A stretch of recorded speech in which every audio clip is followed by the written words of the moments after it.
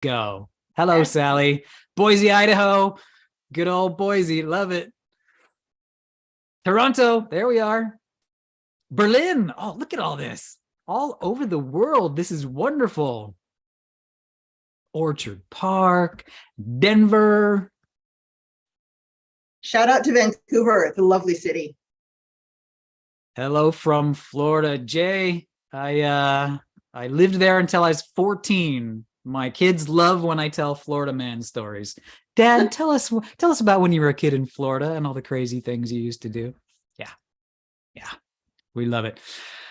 All right, we are getting logged in. Sandi, I feel like it is time to launch this thing officially. Feeling good? Yeah, let's do it. All righty, welcome one and all to another product chat by Pragmatic Institute. It is so good to have you here. If you have been with us before, welcome back. If this is your first time, you are in for a treat, and we are so happy to have you. A couple things to note at the top here. Today's session is going to be how asset assessment can help you outmaneuver the competition. And we have with us Sandi Olson, Senior Marketing Content Manager at Microsoft, to talk about the importance of asset assessment and how some of the techniques that are often overlooked can actually help you outmaneuver the competition. My name is Eddie Gordon. I'm the courseware designer here at Pragmatic Institutes, and I will be today's host. Some housekeeping issues to talk about from the top here. Pragmatic Institute is the parent company, and today's session is brought to you by the Pragmatic Alumni Community. Join it if you haven't. That is a resource you're going to want to take advantage of. It is a home to nearly 30,000 product professionals. We're a place to find templates, resources, guides, peer exchanges, and all kinds of good stuff. No matter how you train with us, when you become an alumni, you get a lifetime access to the Pragmatic Alumni Community, a community of peers unparalleled. And you can find more about that at pragmaticinstitute.com/PAC. PAC. Sandi, if you click a button, I think we got a nice visual there to show folks where to go to do the Pragmatic Alumni Community. There it is. Beautiful graphic, fantastic resource. Go check that one out. And just before we dive in, let's talk format briefly, some housekeeping. The session is going to be 1 hour in length, and everyone who registered will be getting a recording of today's conversation via email in the next coming days. So inevitably, if somebody joins us late and they post in the chat, is this going to be distributed? Can I get a copy of the slides? I deputize all of you listening to go ahead and post and respond in the chat. Yes, you will get a copy of everything. No need to fear. As a reminder, utilize the chat box if you have comments with each other, or you're just making general comments to the group. That is the way to do that. If you would like to post a question specifically for Sandi to answer today, put it in the Q&A box. You'll notice down at the bottom of your Zoom, two different places: chat for general comments, maybe talking to each other, Q&A if you have a question you'd like me to toss over to our speaker today. All right, that'll just help me keep track of all the questions. And our goal, of course, will be to get to as many of your questions as possible. If you have any particular cogent ones, I might just interrupt Sandi and toss them in the middle of the conversation. You're cool with that, Sandi? I'm cool with that. All right. We won't be able to get to all of them, but we'll save a big chunk of time at the end to get to as many of your questions as we possibly can. And with that, Sandi, I've got a bio here. Let me just read the official bio so folks know who you are. Sandi Olson, Senior Marketing Content Manager at Microsoft. I've heard of that.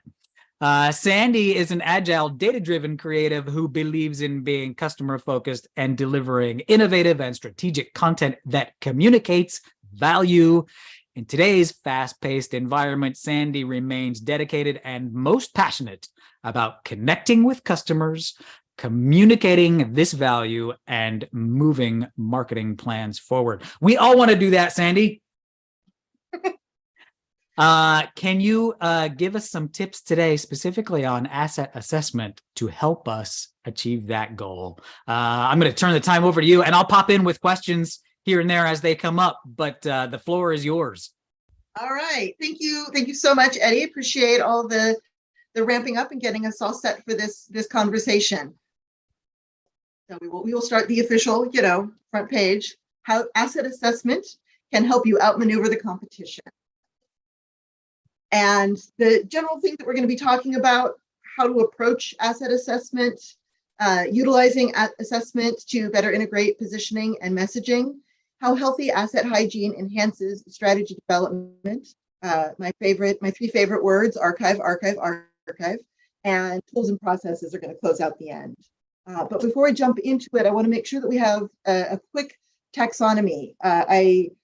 As we talked about, I'm from Microsoft. Microsoft has a tendency to really be enthusiastic about our very own acronyms. So I want to make sure that what I'm talking about is universal to the entire audience. And the first one is assets, materials, and content. And those three are relatively interchangeable. I've been in environments where asset tends to be what is used when talking about all the things when we're at an agency that is working on both digital and print materials. Material generally comes from places that do physical items. So that could be a bus ad or physical walking deck, printouts, that type of thing.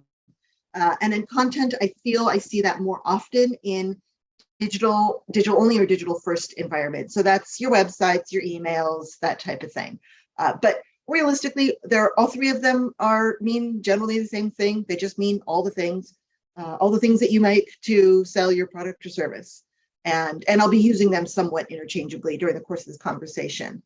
Going right along with all the things, the BOM, the bill of materials, and that's just the list of all of the assets that are associated with whatever sort of frame of reference you have. So if we're talking about maybe an in-house creative team, and they have the BOM is everything that in-house creative team makes for their entire product or service.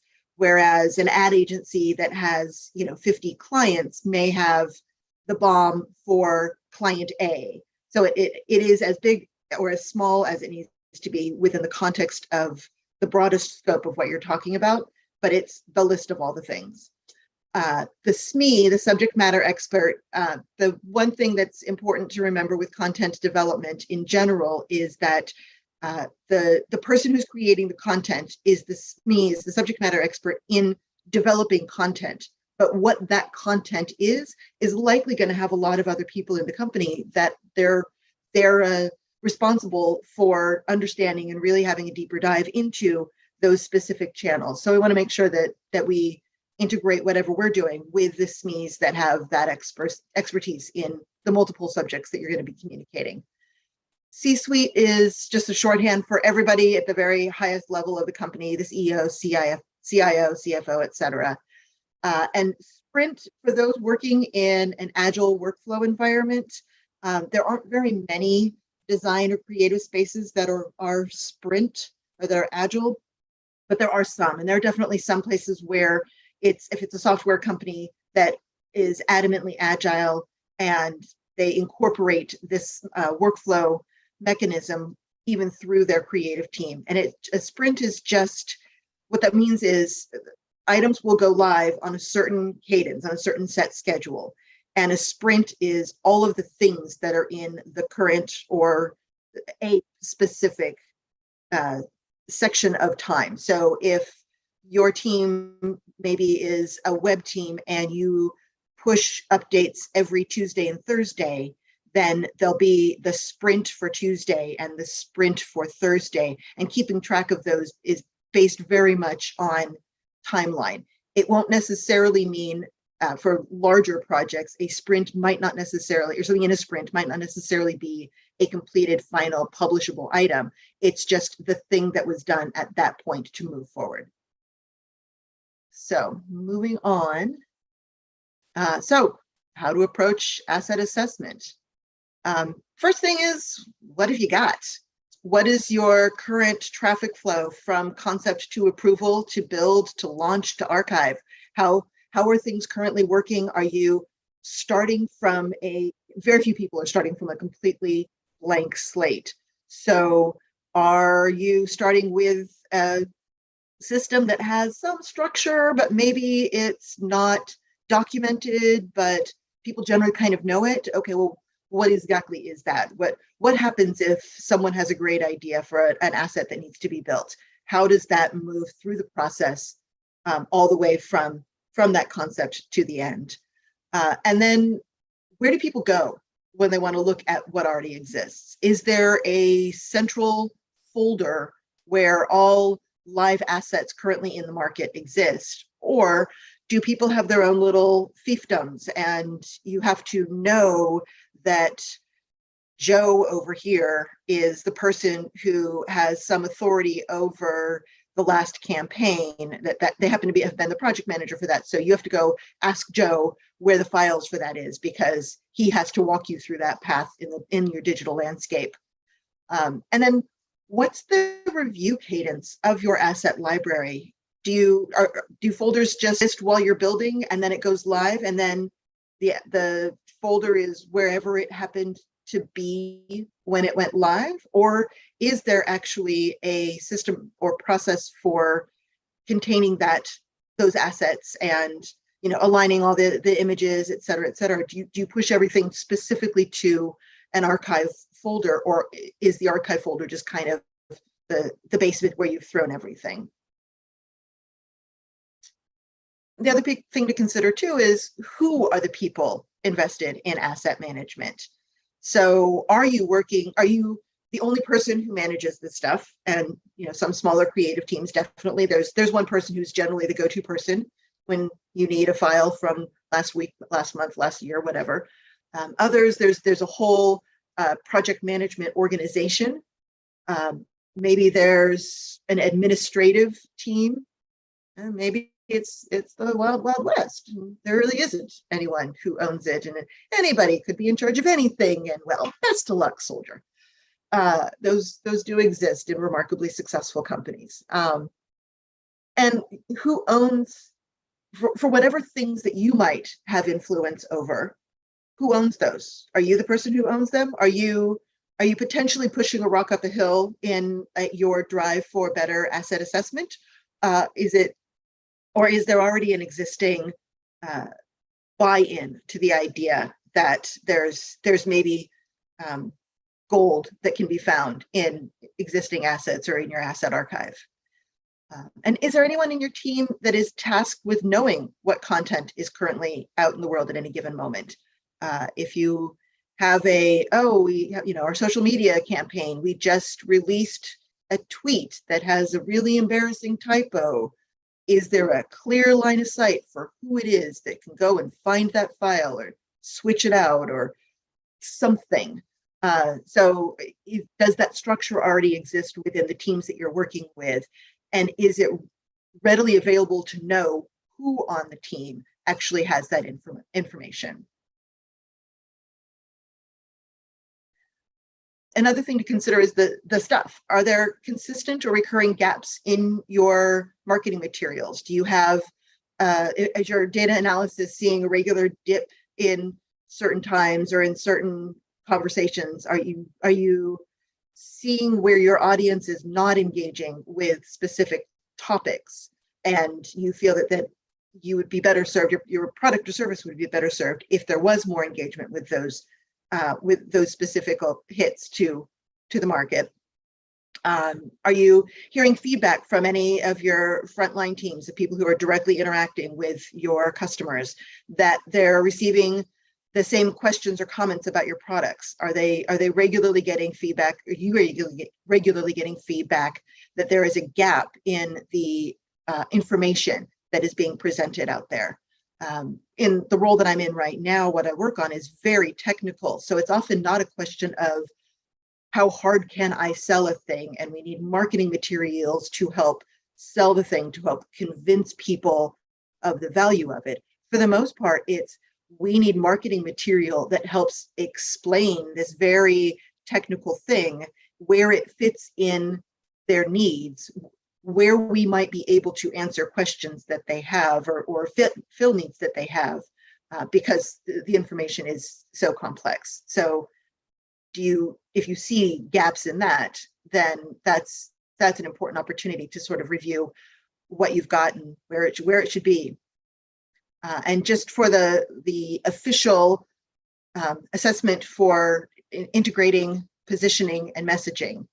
And I'll read this is the sort of generic definition of the purpose of messaging and positioning statement. And I'll just read it out for you.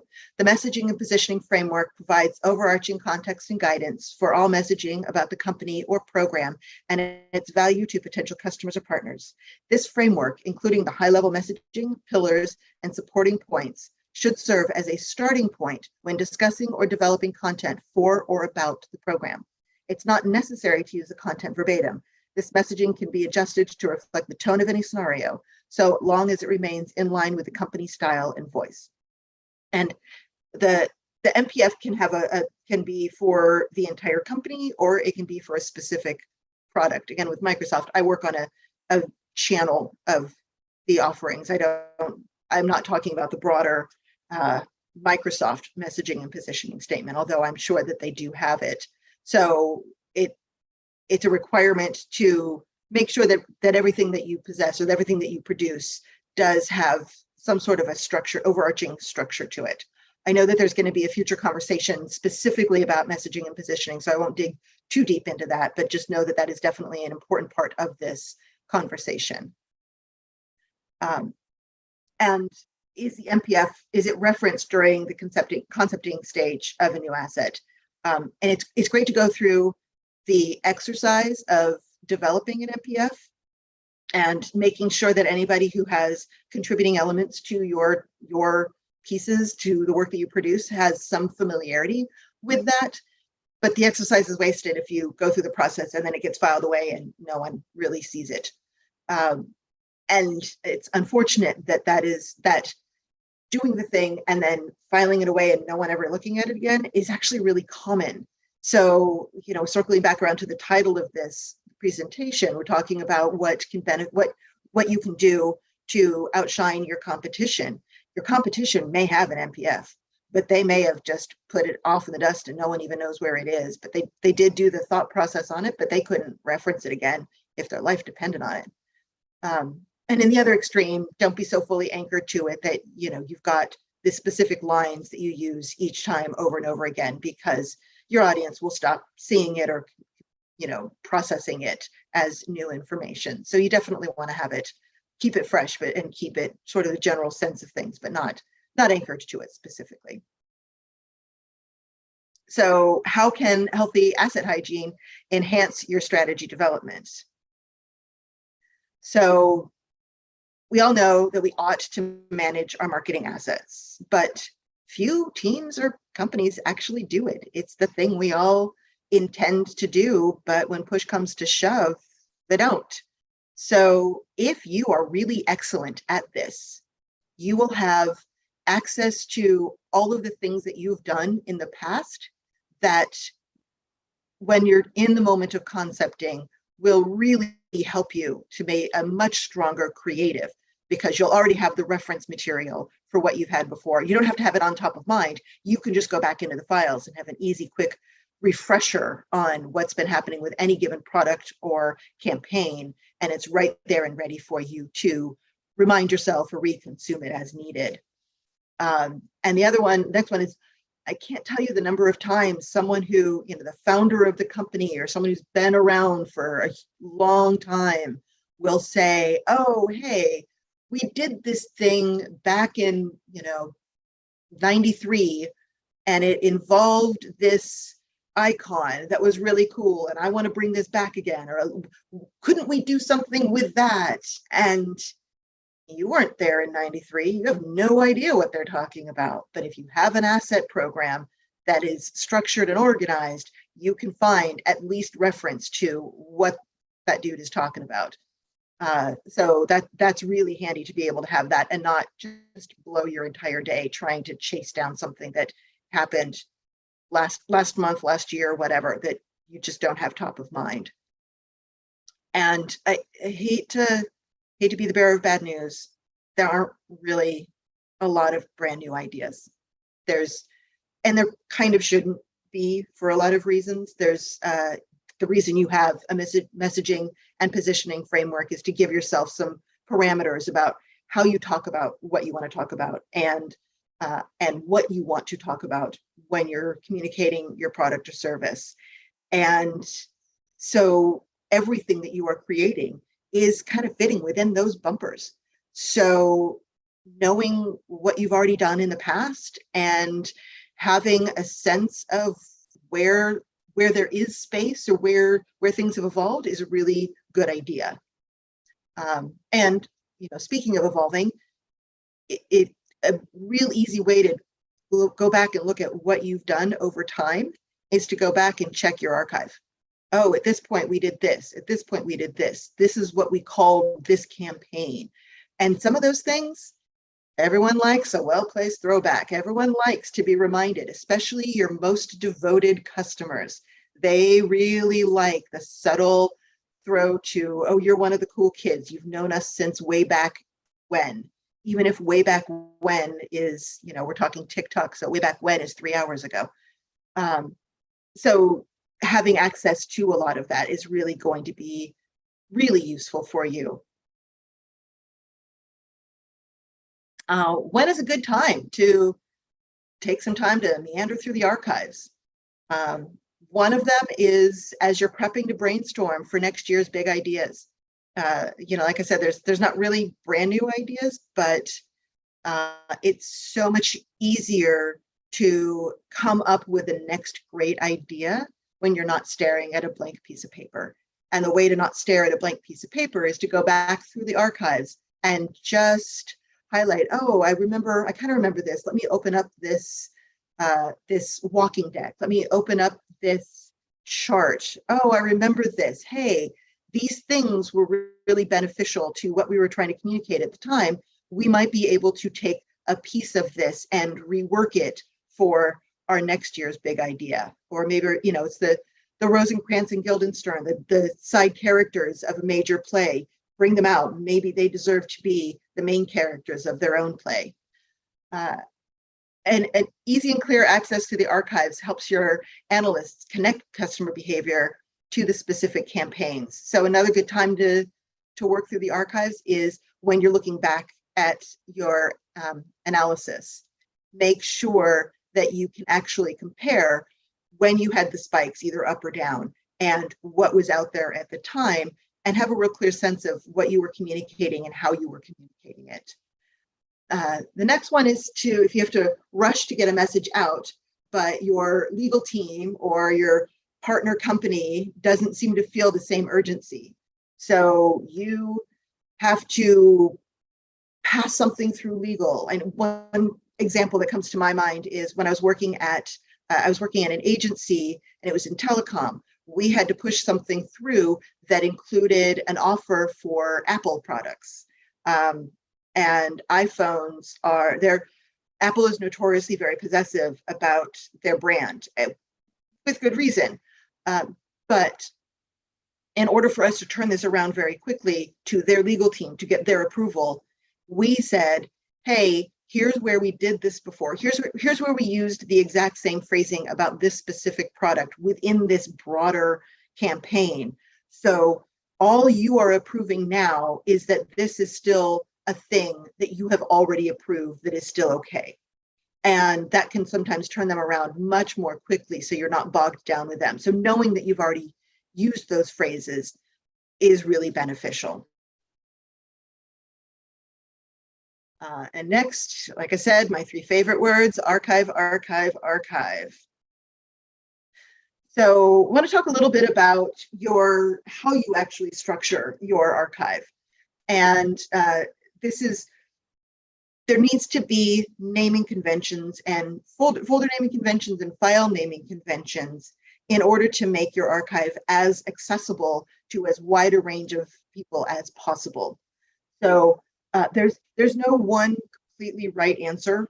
There's always going to be bits and pieces relative to exactly what works for you and your team.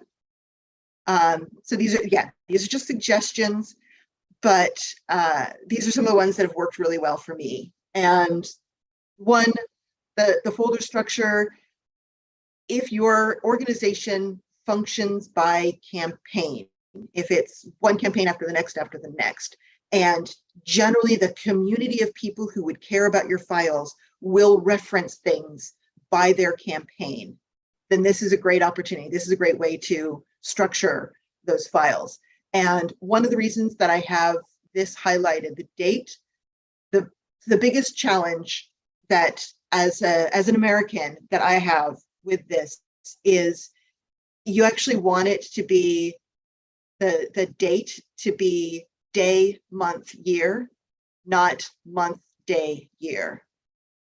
And the only reason for that is for anything, if you have a situation where you have multiple files, you want to make sure that you've got the most recent one. And the way to get the most recent one on a day-to-day basis is that you go from smallest collection of information out to widest collection of information. So that means it has to be day, month, year. And even while creating this, I had to go back in and correct myself. So this one, don't let this be a hill that you die on. It may be harder to do because our brains aren't, we weren't trained this way, but know that that is the motivation for having the date set like that. Another variable to this that's worth considering is I find that it's really useful to have one folder that is the source of truth of everything that is out in the world. So if a thing has been published, especially if much of your work is published to the outside world, if you're not doing internal documents as much as external ones, have a designated place where if this thing is on your website, this is the folder it will live in. And that quick and easy ability to jump in and see what's actually live in the world. And then follow that with the next step is all of the iterations of that. So all of the history of it, all of where you went, maybe if that C-suite I mentioned earlier says something about something that was, the thing that didn't go live on our website in fall of 2020 because we changed things rapidly and went with something completely different. But I want to bring that back because I think now's a good time for it. Well, that would be here in this folder structure, looking at it by date or looking at it by campaign. Another sort of cheat that I've used, you see the name, the number here, the 01, 02, and I use that in order to tie the final file name to the folder that goes with it. And it's just, it's a hierarchy. So it's whatever if alphabetical works fine for you, by all means, just go with alphabetical.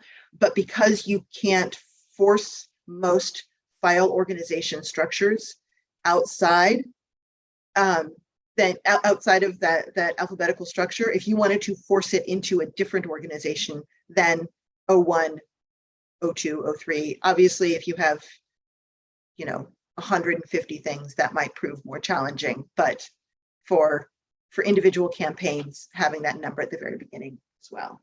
And yeah, I happen to notice Chris's point there, year, month, day works just as well. And yes, that is absolutely true. So another one that I tend to favor is organized by product. And again, that's a great one if you're working with a really wide team and have, your separate entities are based on product. If you have a team that only works on biz apps as a product, then the top level folder would be biz apps. From there, then date might be the easiest organizational structure. So and by date, I mean the fiscal quarters, and then sort of tapering it down from there. And the third is organized by launch date or by sprint. And this one is, again, if your organization is much more focused on dates, then you organize by date. But then make sure that you have all of that information and have a clear delineation of subject matter rolling down from there. So this seems like a good, because this can be kind of wonky, this seems like a good place to stop and see if there are any questions specifically about folder structure. Just the one so far, Sandi, which is assuming that your company has the freedom to choose any of these three, because we're not locked into anything yet, or maybe it's just Wild West out there, as you said. Mm-hmm. Any advantages in one over the other? Do certain systems give you access to information that others don't, as far as, going by campaign or data sprint or product?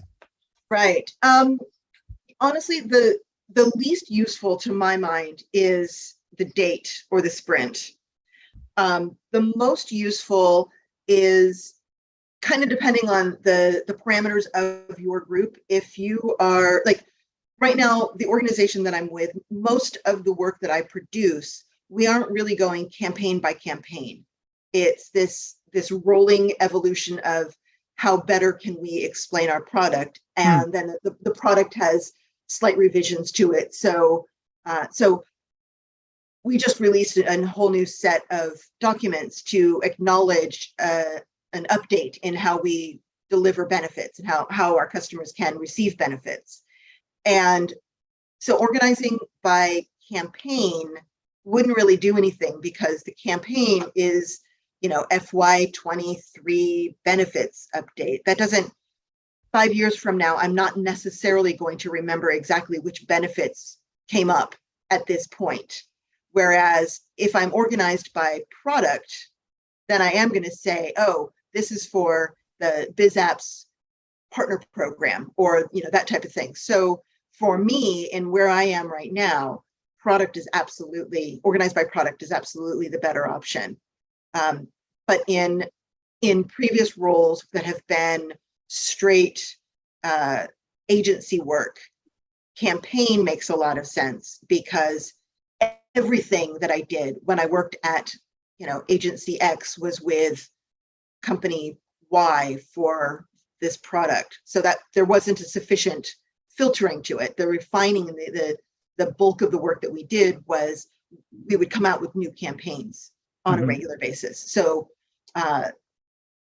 yeah, there are a lot of places that will say that they are agile that really aren't truly agile. And that's some of the reason why the launch date / sprint is not as useful.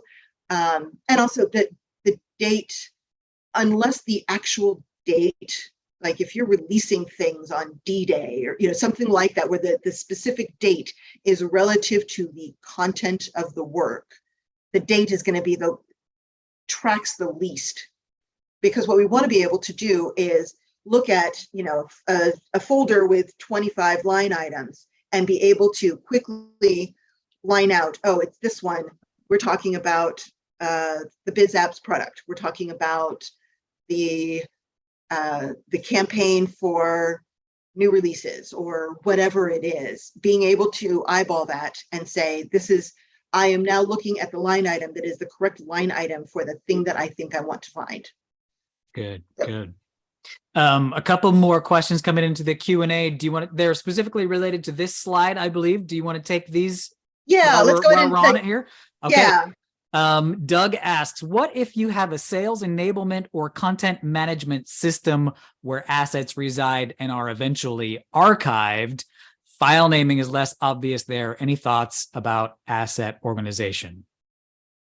Yeah, I mean, depends on how forced your archiving is, and how well calibrated that archiving is with your actual workflow. So are you in a situation where you want to be able to go back and reference something and it's not there anymore because you've got that forced archiving, in which case It may require a little bit of extra work to, at the very least, get your final file and put it into a specific saved archive folder that you can manually go in and access from there. So sort of Sounds like there's a difference between an archive and a black hole. right. You're just trying to free up space on the server, right? That's not the point here. You should be able to access to get into this archive, to process it somehow, to learn information from the past that you can apply to your future work is the whole point. And if you can't do that, it's not a productively set up archive, right? Doug, I hope that helped a little bit. Corey posted a similar but very interesting question. Any advice for companies that have different SharePoint sites per department or different levels of access across the sites? What are some best practices to ensure an asset that lives across multiple departments is all up to date across different SharePoint sites? We've got, I think the buzzword is siloing going on here with Corey, right? How do we deal with that? A dry sense of humor and a lot of patience. That's how to deal with it. So in situations like that, where feels like there's just been a little bit of chaos, one of the things that I actually like doing is holding on to that BOM, that bill of materials, and that is a straight up spreadsheet. And in that straight up spreadsheet, you have links to all of the different things. So if you use your BOM as a cheat sheet for how to get things, then it can unpack that a little bit more within the BOM so that you have those links. Now, obviously, if you have security issues where you are in charge of this silo and are not in charge of this silo, so you can't get access to this silo, that's going to present its own problems. And I don't have a great solution for that. But certainly, the harder it is to archive, the more intentional you have to be in the archiving process, even to the point of, like I said, having your own spreadsheet that is a cheat sheet of what is relevant to you or what campaigns are most relevant to you. And in different pages within that cheat sheet that has the links to the things. And one thing that I definitely enjoy, that definitely will do on some of these. You see, I use the example in the organized by launch date. I've got the first item is 2 underscores and then product BOM. So if you need to have your BOM or have your cheat sheet live in a folder. So for example, you would have maybe taking the BOM, taking the individual file, and you put it in organized by product. So you have this general file structure, but you've got that product BOM as the first item. Now, obviously, a lot of folder structures, they're going to put the folders first, and then they're going to put the individual files. So it may be at the bottom of the page, but if you're organized, then you can scroll. But holding on to that, and with that 2 underscores to make sure that it is the first thing to show up, no matter what it's called. And then click on that, open that, have that as the reference, and perhaps have that show the links to where everything else might be. Right. Yeah. To give Corey a little hope there, I would submit that if we manage our own silos in a way that is giving us these promised results, that eventually people will notice, and you'll be able to expand these methods into the greater company because they see the value of a well-organized archive. Yeah. That is absolutely the experience that I've had in previous roles, where if I put together a clear organization of the whatever I was doing, others would see it and appreciate it. And there's 1,000 different ways to organize. This is why I can't give you an absolute, this is the right answer. But simply being intentional and being clear about what that organizational structure is really going to make a huge difference. Right.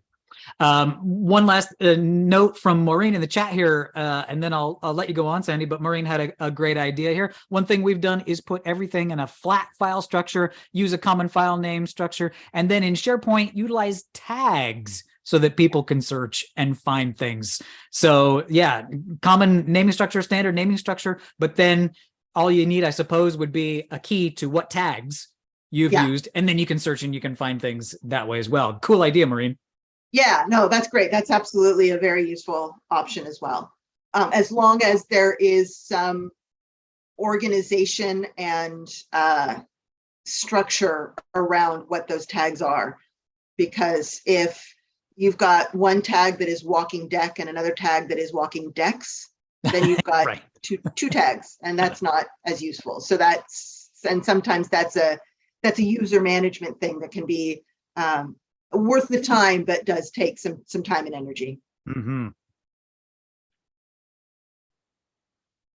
And very much along the same thought process when we look at file naming conventions. And this is, again, I'm a big fan of the final folder. That means really everything in here is final. Now, the only variable here is that you want to make sure you have the right information, that if you send this as a link to someone, that they will understand the context of that link. So this is why you would have to include the date, the program, the campaign, and the asset. You can't just say walking deck on this, because even though you have all that information, as you scroll down in the file names, you still need to clearly state what it is so that someone just getting it as an email without any other context, without seeing the folder that it's in, will be able to see what it is and why they should care about it. Now, just to make myself feel better, be honest, have you ever named a file final or final version? Asking for a friend. By that time, the word that starts with an F is usually not final. Okay. Fair enough. Actually, there has definitely been times when I've had something that is called final that is in the not final folder, but being actually pretty rigid about what is allowed to live in the final folder. In my mind, is this the thing that went out live? So like I have one asset right now that's in our regular collection of stuff that has a list of SKUs that are available for a benefit program. That file gets updated pretty regularly. It's still the final because it's in the final folder, but I don't save the various iterations of it because I don't need the archive in that document of what those SKUs have been in the past, because there's another place that holds on to the evolution of those SKUs. So I just need the asset in the final folder to truly be the current list of usable SKUs. So it's being both rigid, but also not being too precious about what is in your final folder. So if you have something that may need to change and you're sure that you don't need a history at any point of what that change is, then change the one. I know this is a sin to say it, I'm aware of that, but change the one that is final in your final folder and launch that out. If there is any possibility that you will want a record of that change, then you take the one that was final, you drop it into the program folder, and you change final to whatever that date is, and then replace it with, have the copy that is final now in that final folder. So that's where sometimes having the date or the version is really important. And just for full clarity, where you see the version, it's v2.2. The difference between 2.1 and 2.2 are internal changes that have happened within the team. The difference between 2.3 and 3.0 is if we've sent it out to a client or we've sent it out for approvals. Okay. So that is more of an agency thing that I've worked on, not so much if you're part of the internal team, unless your internal team is one of those, our creative team functions like an agency, and there's a very clear line of we send this out to the SMEs for their approvals, and then they send it back to us with their markups. You want to be able to see when changes have been made internally within the creative team and when things have been pushed out into some other team or some other world. And that, so I have definitely had V2.7, V2.9, you know, that type of thing. If we've gone through multiple cycles internally. So yeah, you don't have to have a dedicated final folder. If your system, if your team just doesn't work with that, then we are definitely have final as the last word or the first word in it within the folder, so that it's easy to see in you're looking at the list of assets that are in that folder to pick out the one that is final, make that capitalized in first, so it's easiest to mark that out. Mm-hmm. And then seems like we might as well also have the conversation about file naming, if there's any questions about that.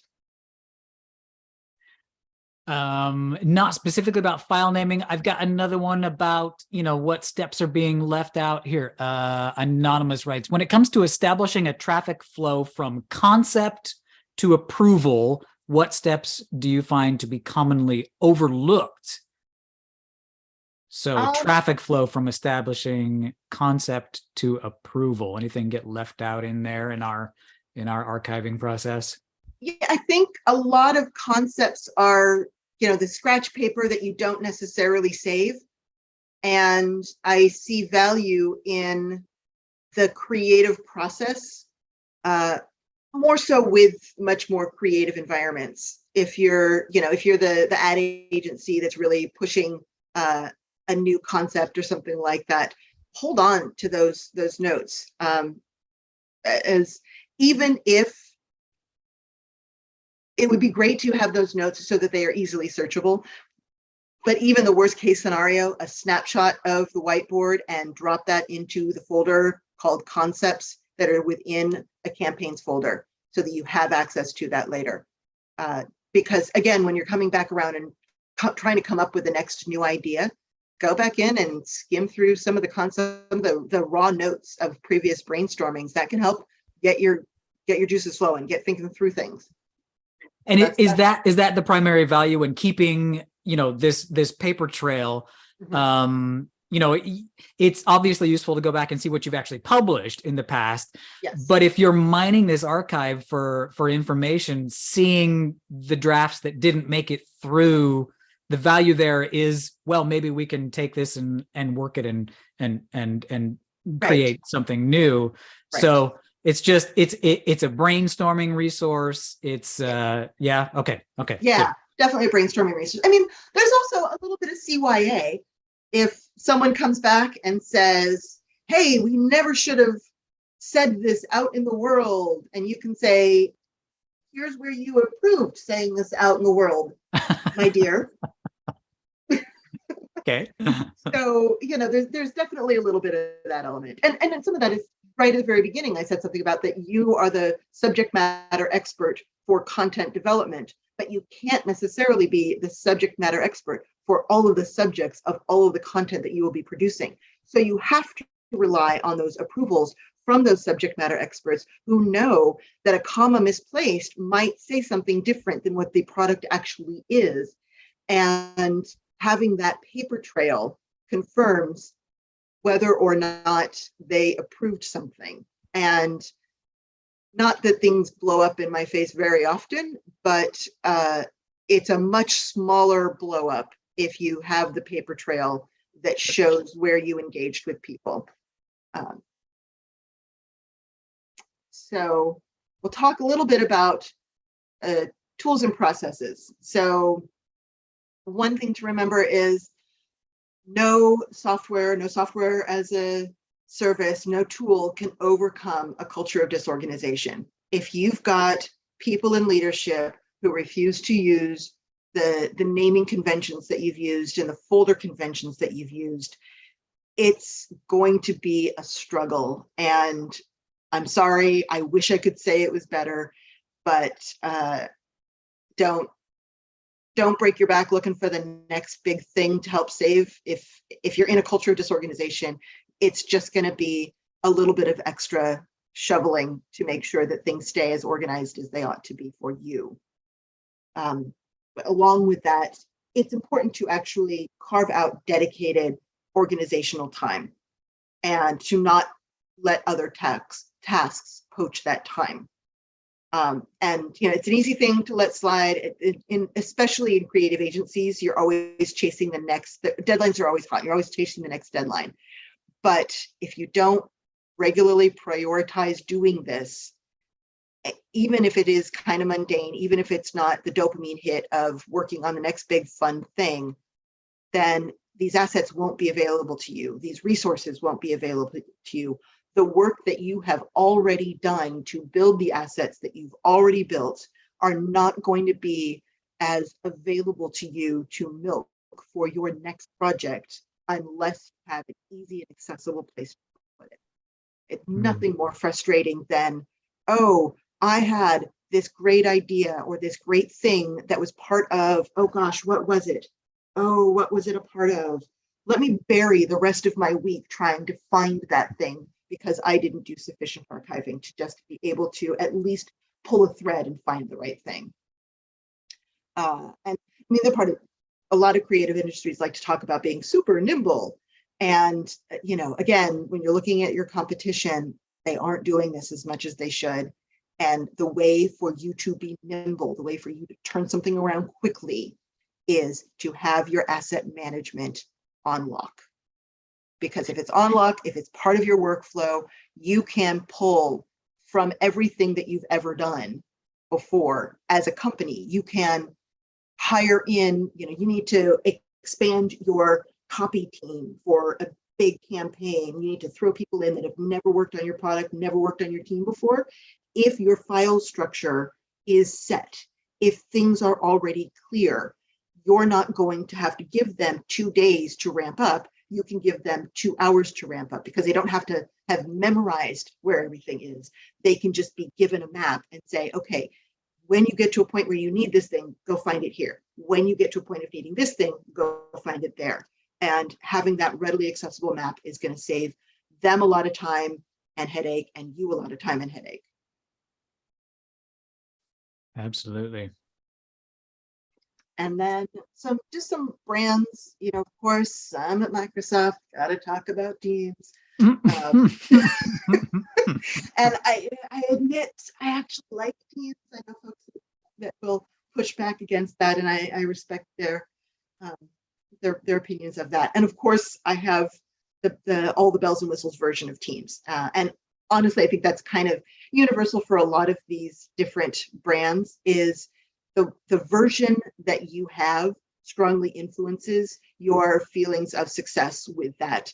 So if you're frustrated with Asana because you only have the free version of Asana, then it may not be Asana. And it may not be the right decision for your organization to buy the paid version of Asana, but knowing it may not be the brand. And I think that that's true of a lot of these.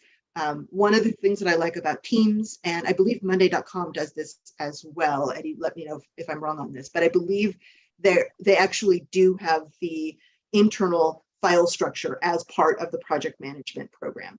Mm-hmm. So like I just borrowed this. I don't use Monday, and I can't show my teams because most of the work that I do is internal, and that would be messy.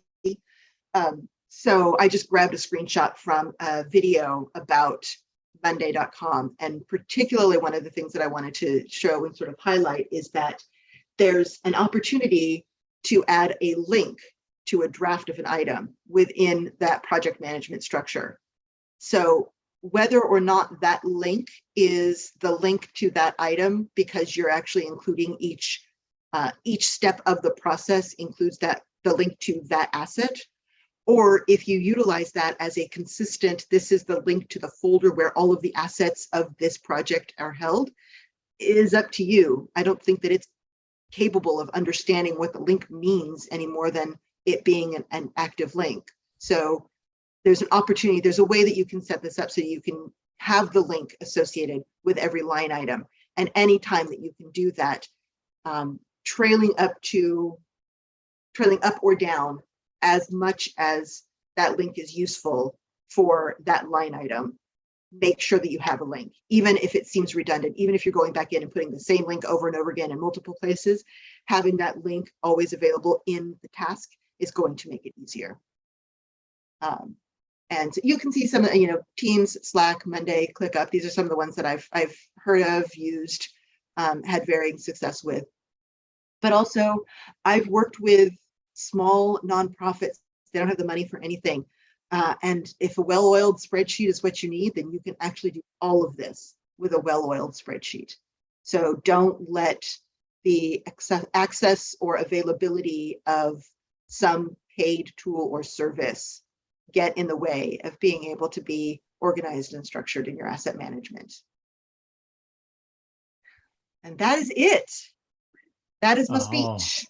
I don't think we have as much time as we had hoped to have answer questions, but hopefully that's okay. That's okay. We've got a few that we will close out with. Let me just quickly promote the next of our product chat series. That one happens December 15th, 1 p.m. Eastern time. We're going to welcome Kirsten Vendetta, Senior Product Manager at LinkedIn, for a conversation on what key concepts product professionals should be focusing on to fuel their 2023, and how being ruthless in your prioritization can serve as your biggest ally. So come back with us to learn how to prioritize your 2023.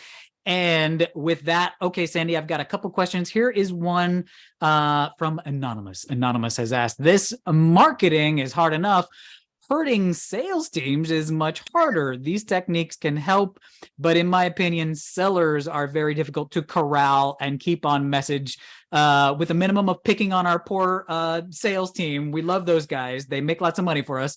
How can we convert the sales team to this idea of such an organized structure to our archives?